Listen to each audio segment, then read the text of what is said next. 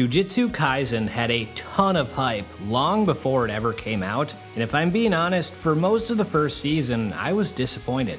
But then hidden inventory happened, and yeah, I get it now. So let's talk about Jujutsu Kaisen's best idea. The second season of JJK starts with essentially a prequel where we get to see Gojo and Geto working together. They have to protect a target named Riko Amane, who is going to assimilate with Tengen, an immortal sorcerer, as his new vessel. As one would expect when having to guard a valuable target, issues arise. They didn't recruit Jujutsu High's strongest students for no reason. Assassins come after Riko, her caretaker Misato is kidnapped, and worst of all, she's a really stubborn teenager. Legitimately, of those three things, that last one was by far the most difficult. But over time, we see the relationship between all of them blossom. Once Riko assimilates, she will no longer exist. She tries to argue differently and says they're one. Tengen will become as much her as she becomes him. But those words feel hollow, like she's expected to say them, not like she actually believes them. It's her last day before she becomes one with Tengen. They're in Okinawa, and Gojo and Geto take her to the beach, and they stroll through beautiful flowers. They go rowing. They take her out to dinner.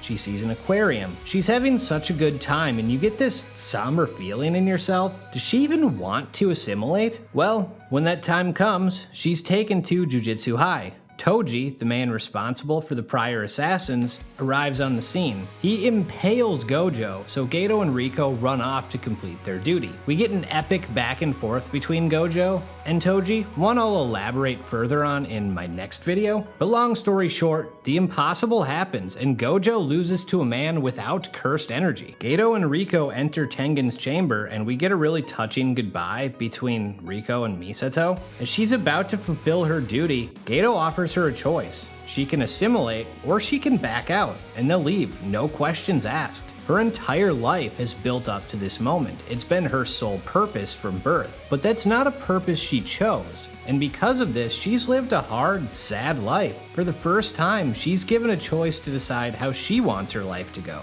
And she wants to live. She wants to laugh and have fun. She wants to grow up. She's only a child. Geto accepts her decision without hesitation, and it's heartwarming. He and Gojo had already decided they'd honor her wish no matter what. So Geto smiles and reaches out to Riko and essentially says, okay, let's go. And as he does, she's shot in the head. It's a jaw-dropping moment. Most of the episode felt like the season finale of a really good slice of life or rom-com, only for the most innocent character to get murdered at the most emotional scene. It's one of the coolest villain moments I've ever seen. And while that's incredible writing, how is that Jujutsu Kaisen's best idea? Because not only is it an epic, shocking moment where they really twist that knife in you and make you feel about this girl you just met, but it has so much impact on all the characters involved, which not only adds depth to prior actions, but future actions in the next arc. All of this happened without the main cast involved, and 3 of the 4 main players of this arc are dead going into the next one. I don't know about you, but I think that's awesome, especially as an opener to a season. The sole remaining member, Gojo, has loads of depth added to his character. We already know there is symbolism galore in the scene where he walks over the ants in season 1, but why weren't they crushed? Well,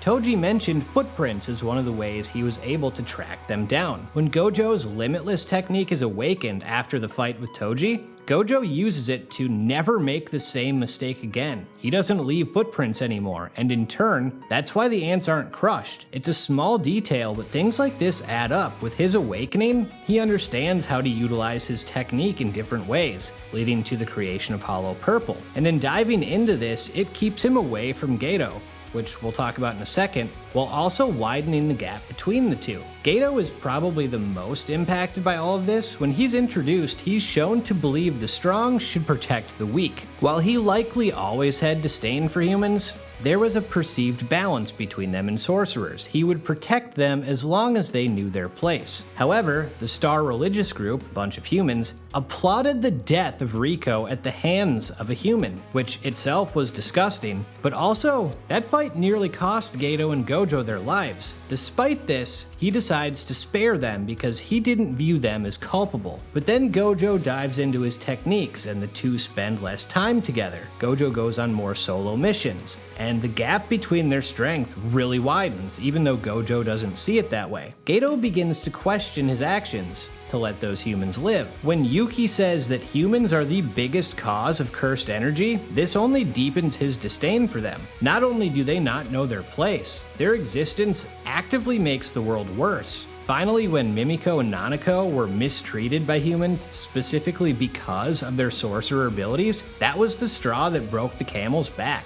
He slaughtered every human in the village in response and decided he wanted to eliminate all humans. And it all stems back to the incident with Riko. Lastly, for Toji, it gives him a legacy. He's the man who defeated Gojo, but then made Gojo who he is today. He was the catalyst for Geto's turn. When Toji returns to Shibuya, it's not only a holy shit moment, but we see him reunite with his son and get one real moment with Megumi. So yeah, that's why this is Jujutsu Kaisen's best idea. With that, I'm out.